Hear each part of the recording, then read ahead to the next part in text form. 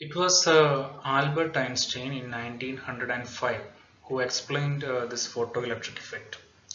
Einstein had the idea that if the energy in electromagnetic radiation were not spread out over wavefronts but concentrated, that is localized in small packets, which he called energy quanta, then it could explain photoelectric effect.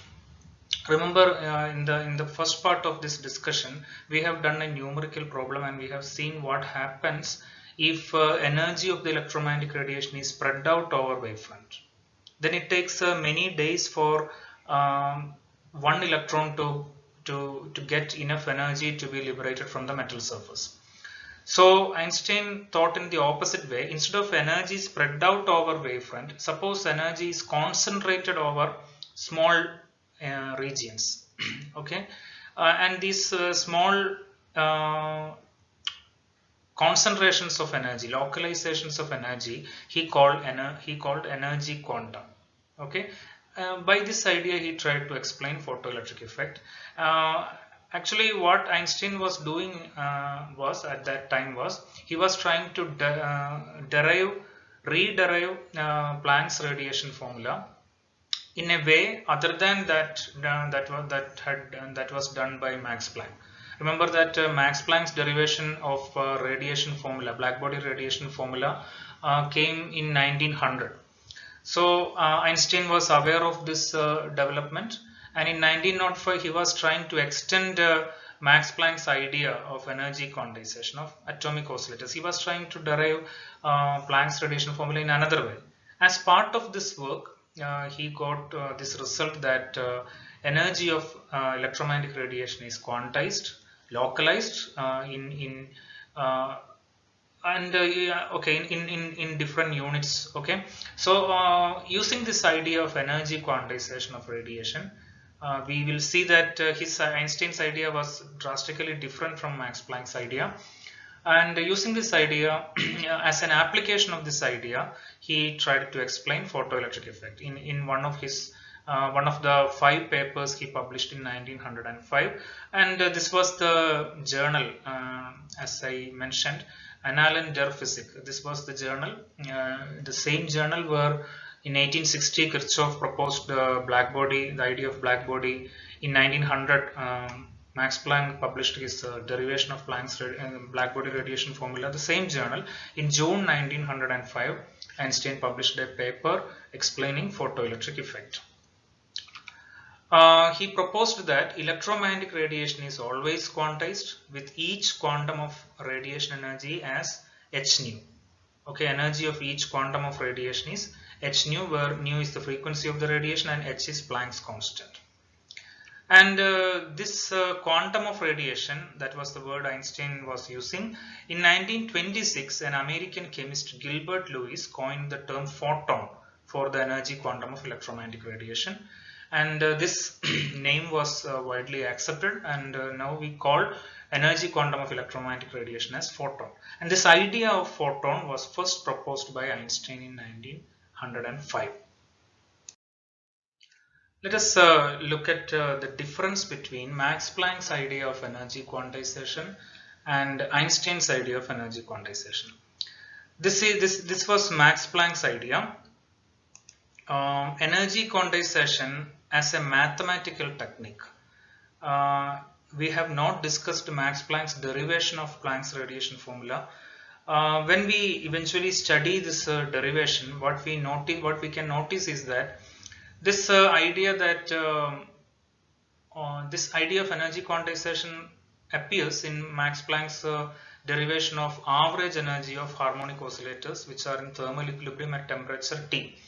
Now, in order to get the correct result, remember that Max Planck already knew the correct radiation formula. In order to obtain the correct result, he made an assumption which appeared to him as a mathematical technique, that the energy of harmonic oscillators energy is not continuous, but it is discrete in units of h nu, in steps of h nu.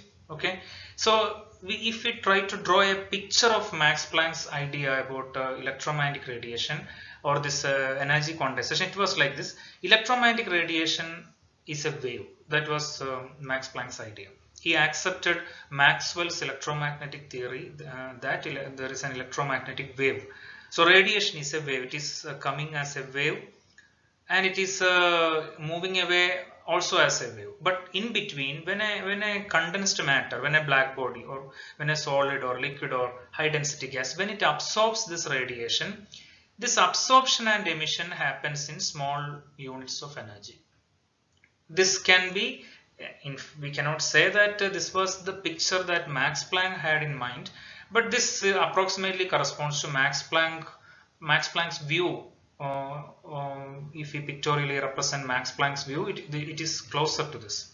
Okay, so electromagnetic radiation is propagating as a wave, but during absorption and emission by a solid or any condensed matter, this absorption and emission takes place in discrete units. That was Planck's idea. What was Einstein's idea? Einstein's idea was that electromagnetic radiation as a collection of energy quanta, or in using modern terminology, electromagnetic radiation is like a beam of photons. So electromagnetic radiation is coming, electromagnetic radiation is going, it is propagating as a beam of photons. Naturally, when it is absorbed and emitted, absorption and emission happens in discrete packets, discrete one photon at a time, like that. So Einstein's idea is that energy quantization is a physical reality. So here Max Planck thought about energy quantization as a mathematical technique, whereas Einstein thought about energy quantization as a physical reality, and each quantum of radiation has energy h nu. This was Einstein's picture. If we look at Einstein's 1905 paper on photoelectric effect, which was published in June 1905, this is a statement, a quote from that paper. Energy during the propagation of a ray of light is not continuously distributed over steadily increasing spaces, but it consists of a finite number of energy quanta or photons localized at points in space, moving without dividing, and capable of being absorbed or generated only as entities. Okay, so this was the quote from. So this clearly shows that Einstein viewed electromagnetic radiation as a beam of energy quanta. It is absorbed, emitted, and propagated as energy quanta, right? Again, to see the contrast between this energy, continuously varying energy and quantized energy, let us look at this picture. See, this is what we see here is a ramp. Okay, a ramp. If we consider this as an increase in energy, energy is continuously varying, we can say. Okay.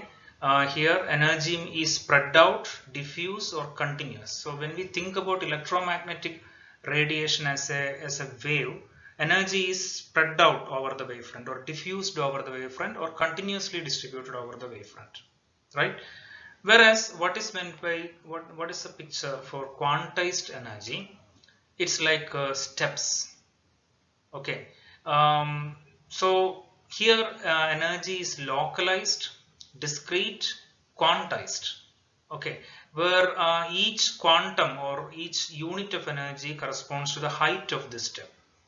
This is what Einstein and in another way Max Planck also says that this height will be or this unit of energy of oscillators will be h nu. Okay, whereas Max Planck thought about it as a mathematical technique, Einstein clearly argued that electromagnetic energy is always like that in units of h nu. Okay,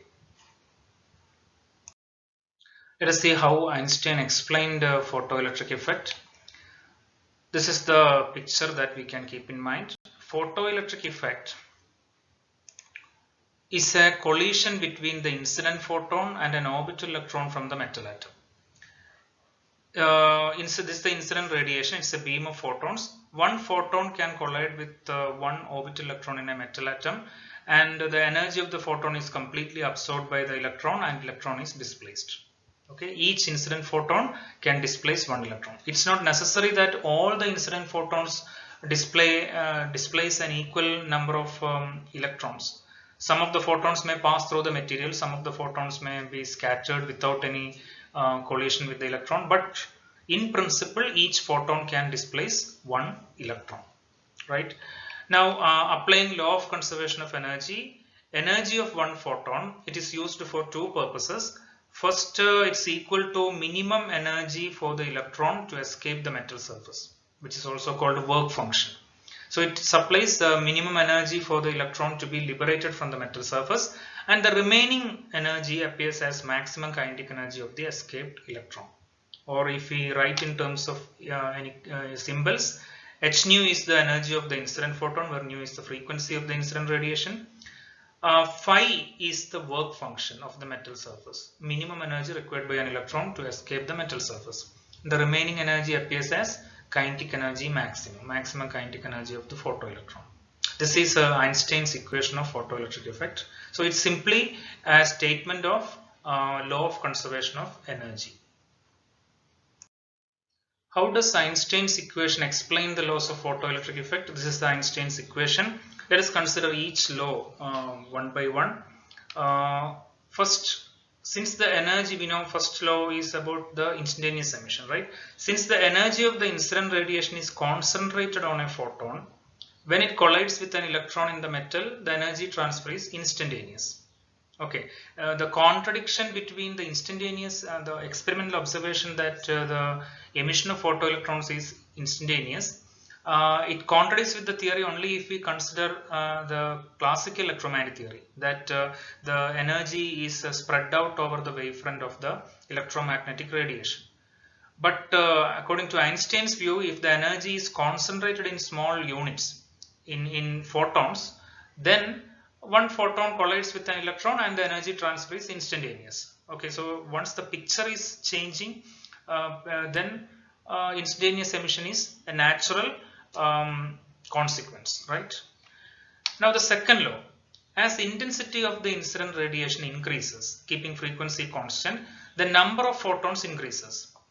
Okay, so here again electromagnetic radiation is a beam of photons, so intensity increases means number of photons increases. Now each photon displaces one, in principle it can displace one electron from the metal surface. Hence if the number of photons increases, number of displaced photoelectrons also increases. So second law is easily explained. Consider the third law, as the frequency of the incident radiation increases, keeping intensity constant, then the energy of each photon increases. Why? Because the energy of a photon is h nu. Okay, so here Einstein connects frequency of the incident radiation with energy of the photon. So if frequency of the incident radiation increases, h nu, energy of each photon increases. So when this photon collides with an electron, a metal electron, and displaces it, okay, then the displaced photoelectrons have more kinetic energy. Why? Because the energy of the incident photons have increased. So it supplies more energy to the metal electrons, and when they are displaced, they have more kinetic energy. So it is clearly explained how the kinetic energy of the displaced photoelectrons increases with frequency of the incident radiation. Now what happens when the frequency of the incident radiation decreases? Look at this expression.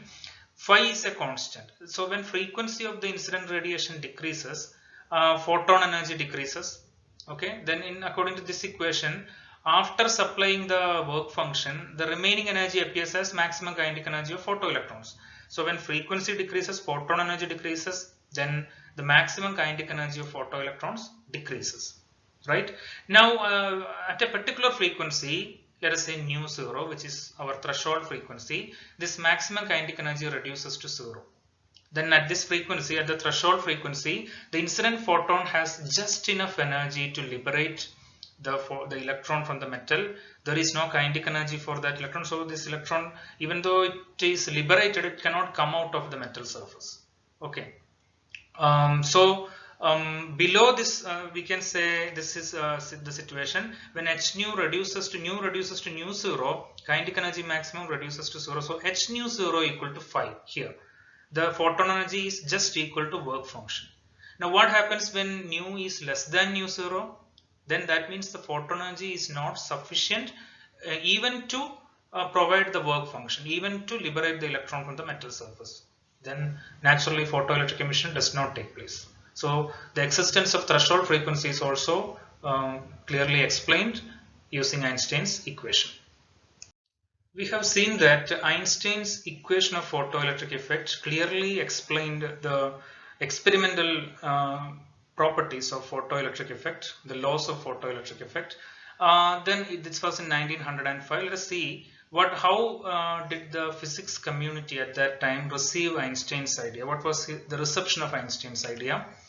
Most physicists of the time disregarded Einstein theory, as it contradicted with Maxwell's theory of electromagnetic radiation as a wave. Remember that it was in 1864, exactly 40 years before that, before Einstein's this explanation, that Max Planck proposed the idea of electromagnetic wave. And after that, there were many experimental tests on Maxwell's theory. And in 1888, we know Henry Hertz produced and detected radio waves. And after that, other types of electromagnetic radiations were detected. Light was established as an electromagnetic wave. So this idea that there are electromagnetic radiations and they are electromagnetic waves were clearly entrenched in the minds of physicists. So they were not able to accept Einstein's idea that electromagnetic radiation is sometimes like a beam of photons or beam of energy quantum, right? So they did not accept it. Even Max Planck, he was the editor of Annalen der Physik at that time. The 5 papers of Einstein in 1905 were published under Max Planck's editorialship. But Max Planck thought that the idea that electromagnetic radiation was in the form of energy quanta was wrong. Max Planck thought that Einstein was wrong.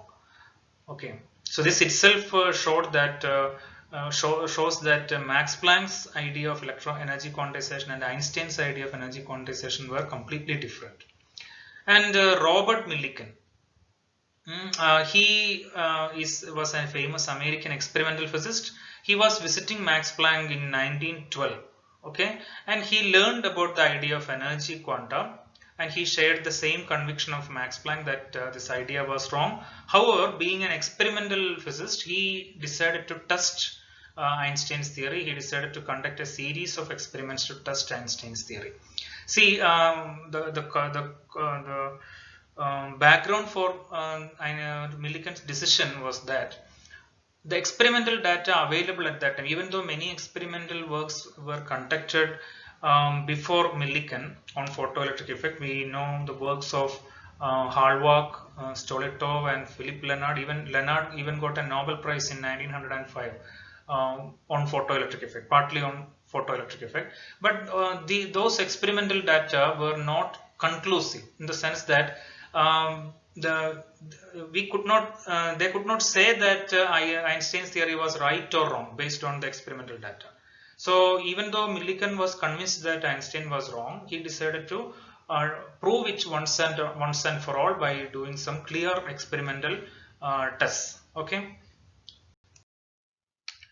In 1915, Millikan published the results of his 3 years of experiments on photoelectric effect, and the results clearly showed that Einstein's equation of photoelectric effect was correct.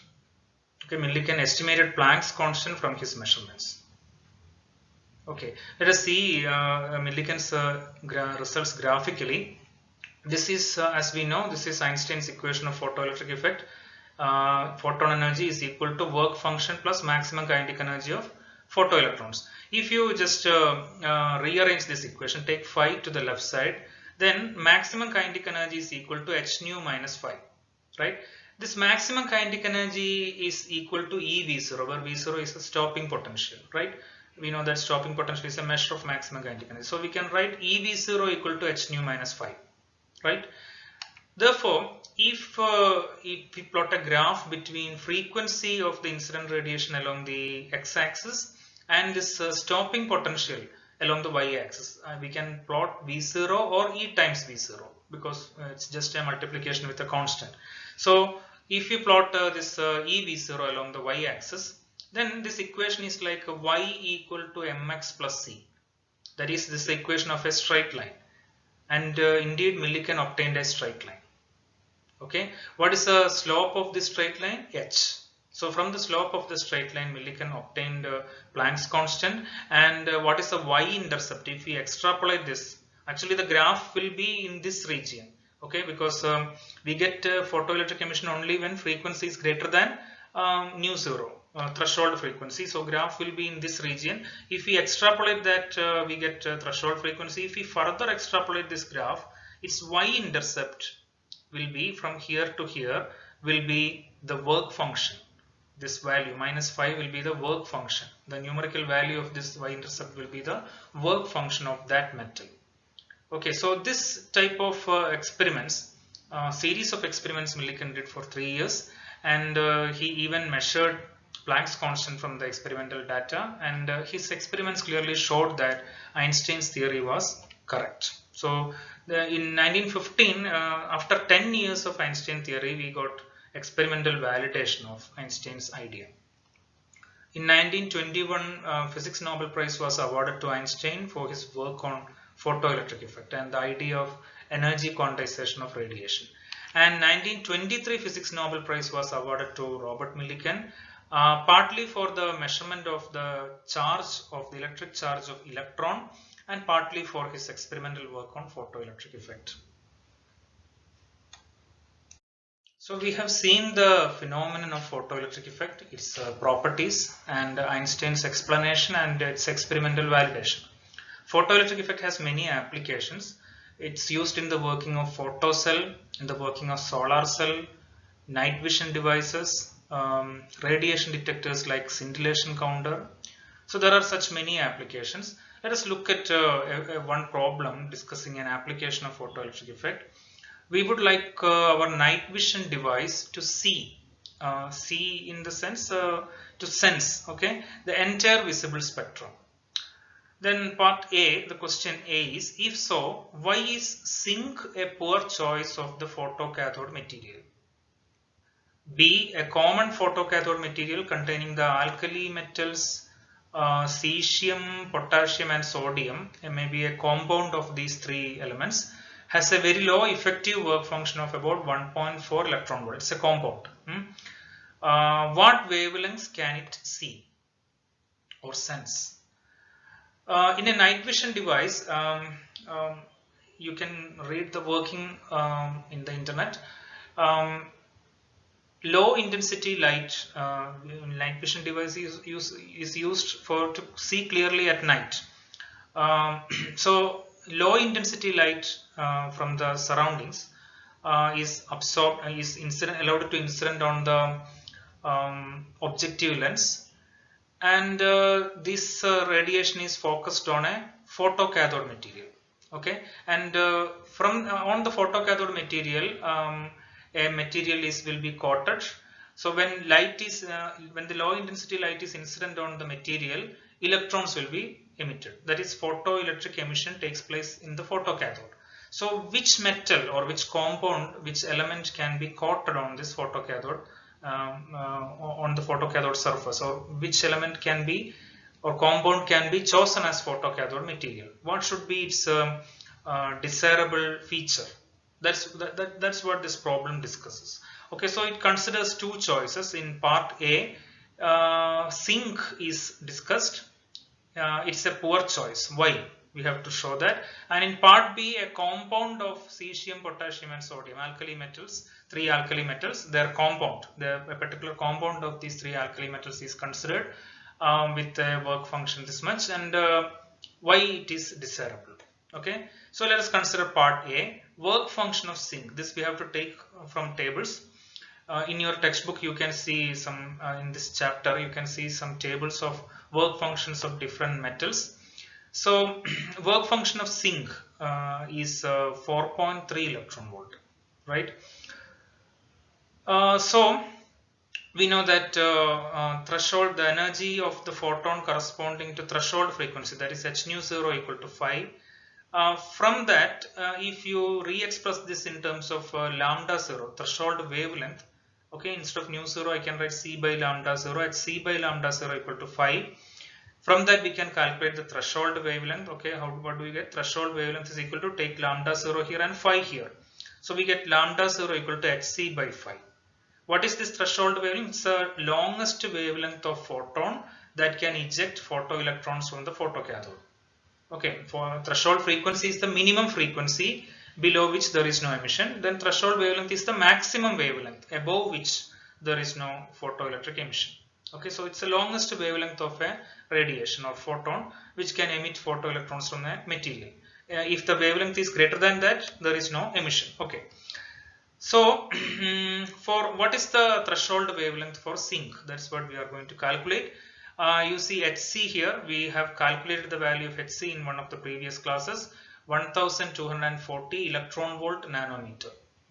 I am using this unit because phi is expressed in electron volt. Okay, we are in the atomic realm. So, what is the work function for zinc? 4.3 electron volt. So, electron volt gets cancelled, and answer will be in nanometer. You can check this value. It is 288.37 nanometer. This lambda 0, this 288.37 nanometer is in the ultraviolet region. Remember, visible region is from 700 to 400 nanometer. This is less than 400 nanometer. So this is ultraviolet region. What does it mean? The longest wavelength light that can emit photoelectrons from zinc, if zinc is used as a photocathode material, then the longest wavelength of light that can emit photoelectrons from zinc is in the UV region. Okay, so if the wavelength is greater than UV region, then there is no photoelectric emission from zinc. It means that zinc is not sensitive to the visible region of the spectrum. If in a night vision device, if we use zinc as the photocathode, then when we collect, when the low density light from the surroundings are incident on the device, if it is in the visible, it should be in the visible, okay, we should be able to see in the visible region, or this device should be sensitive to the visible region.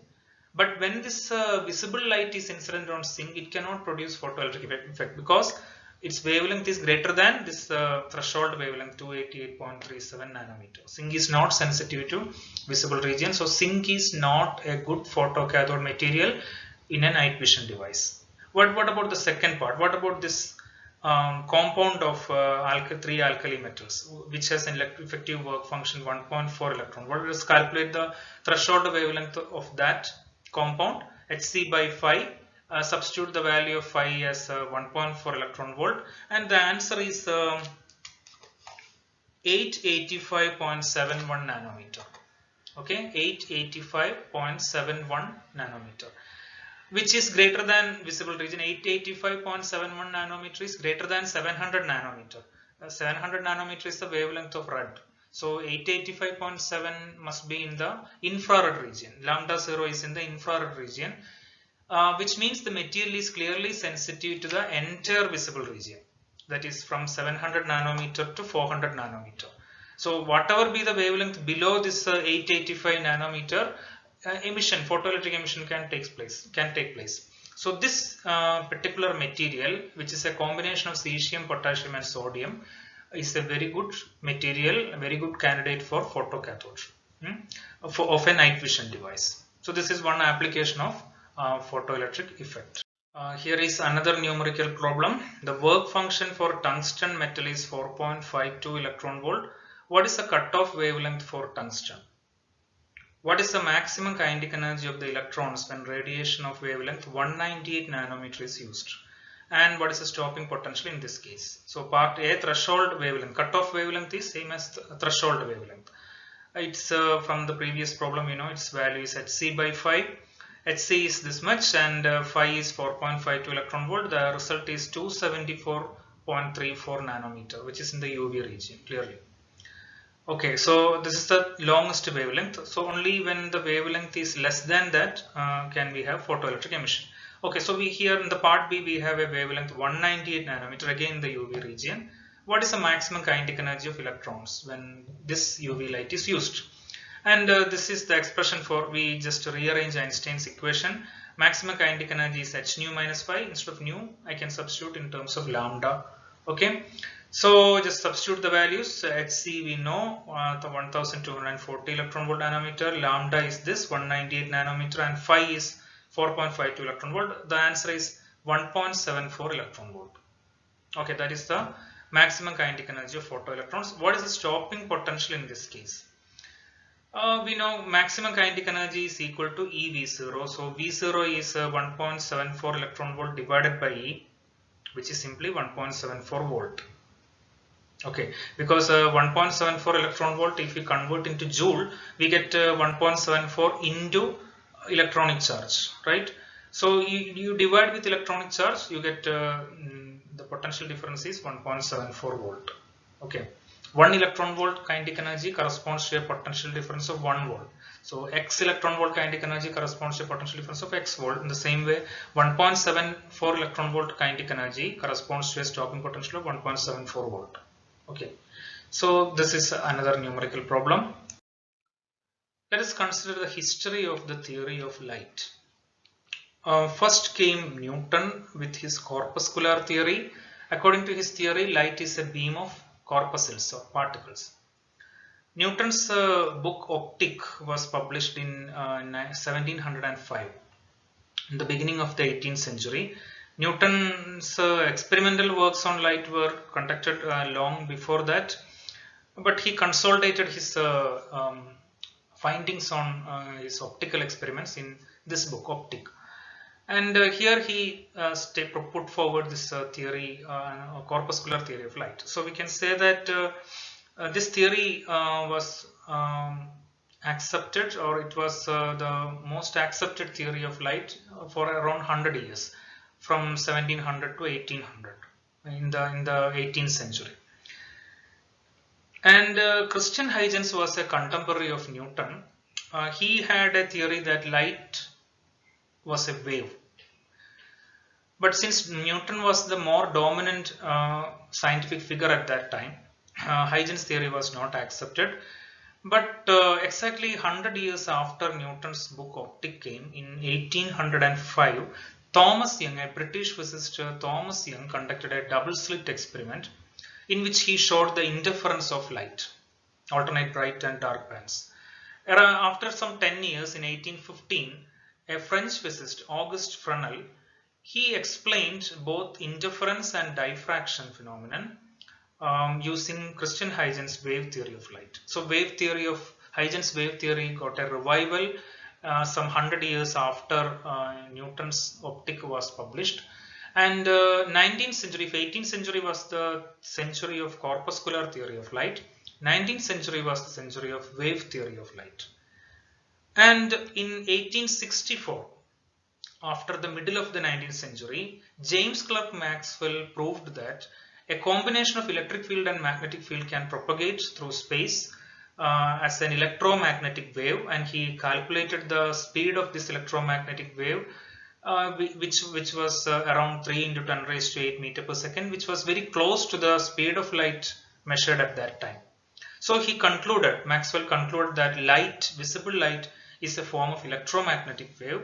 There can be other electromagnetic waves, he said. So the wave theory of light got a double confirmation. Okay, even after the works of Thomas Young and Fresnel, people were thinking about light as a wave. But after Maxwell, people started thinking about light as an electromagnetic wave. Then in 1905, again 100 years after Thomas Young's experiment, Einstein explained photoelectric effect using the idea that light behaves like a beam of particles, beam of photons. Okay, so again there is the reason why the physicists at that time were not accepting Einstein's theory was that wave theory was clearly established for 100 years by that time. But Einstein made a revolutionary stand. Even though he had a very high regard for Maxwell's electromagnetic theory, he proposed that light is like a beam of energy quanta, or these energy quantas exhibit many properties of particles. So light is like a beam of particles, we can say. Not in the sense of Newton said, but in a different sense. Okay. Then there was another experimental evidence in 1923 by Arthur Compton. We will discuss that later in a later class. In my scattering, light is a beam of particles. Actually, Compton's scattering was a further experimental proof that light is like a beam of particles, because in that experiment he showed that light photon has both energy as well as momentum. Okay. See, momentum is a property of a particle. So light, this photoelectric effect as well as Compton scattering showed that light is like a beam of particles. So the history of the theory of light has this contrasting themes, contrasting claims, whether light is a beam of particles or light is like a wave. Okay, so um, it's a debate over these two theories. Okay. Here is a physics joke, normally attributed to the physicist William Henry Bragg, who discovered X-ray crystallography in around 1913. Okay, so this is it. On Mondays, Wednesdays, and Fridays, light is a wave. On Tuesdays, Thursdays, and Saturdays, light is a particle. Okay, so in some situations light behaves like wave, in some situations it behaves like particles. So jokingly one can say like this. Then the question is, what is light, wave or particle? Okay, and this was Einstein's reply: light is both wave and particle. Light has dual nature. What is the idea of wave-particle duality of light? Evidence for wave nature of light are phenomena like diffraction and interference, and evidence for particle nature of light are phenomena like photoelectric effect and Compton effect, and there are others also. We will discuss them eventually in this unit. So there are phenomena where light exhibits wave nature, there are phenomena where light exhibits particle nature, and Einstein proposed that electromagnetic radiation has both wave nature and particle nature. That means it has dual nature. This concept is called wave-particle duality of light. It was proposed by Einstein in 1909. Right? In the same year, he also proposed that in addition to its energy, photon has a definite momentum. Okay. Again, momentum is a characteristic property of a particle. So if a photon has a definite momentum, it's an evidence for its particle nature. Let us see how it comes. Energy of a photon we can write in two ways. First equation is in terms of the frequency of the photon. Okay, if a radiation has a frequency nu, its quantum of radiation or photon has an energy h nu, where h is Planck's constant. Here we can say this energy of a photon is expressed in terms of its wave nature, because frequency is a wave property. Energy of the same photon we can express in terms of its momentum, which is a particle nature. Okay, the expression is energy is equal to Pc. Where do we get this expression? It comes from special relativity. Energy of any particle you can write as square root of p square c square plus m square c raised to 4, where m is the rest mass of the particle. Photon has a rest mass 0, so that m square c raised to 4 term will become 0. Therefore, energy of the photon is square root of p square c square, which is Pc. So in this expression, energy of a photon is expressed in terms of its particle property, momentum. Okay. So left hand side is the same, energy of the photon. So we can equate the right hand side, Pc equal to h nu, which means P is equal to h nu by c. Right? That is, momentum of the photon is equal to c. You can take to the right side denominator. So h nu by c. We can rewrite this in terms of lambda. You can take this nu to the denominator, then it will go to c by nu. C by nu is lambda. So momentum of a photon we can either write in terms of the frequency of the photon, which is h nu by c, or the wavelength of the photon, h by lambda. This equation was written down by Einstein in a paper in 1909. Okay. So Einstein proposed the idea of wave particle duality of light. He also proposed the idea of momentum of a photon. So electromagnetic radiation has both wave nature and particle nature. It has dual nature. For a pictorial representation of this, let us look at these steps. Actually, this is a photo taken by Bill Smith. It's a photo of Hammersmith and Fulham College, London. These steps, you can see both steps and ramp. Okay, so there are steps as well as ramp. So this entire structure, we can say there is a duality here, steps and ramp. So if ramp is a representation of continuous spread of energy, diffused energy or continuous nature of energy or wave nature, steps are a representation of quantization, discreteness, particle nature. So electromagnetic radiation or light has both these properties. So we can maybe keep this picture in mind when we think about wave particle duality of light. So that concludes the discussion on photoelectric effect. In the next class we will look at X-rays, the different properties of X-rays, and how this particle property of radiation comes in some of the features of X-ray spectrum. Thank you.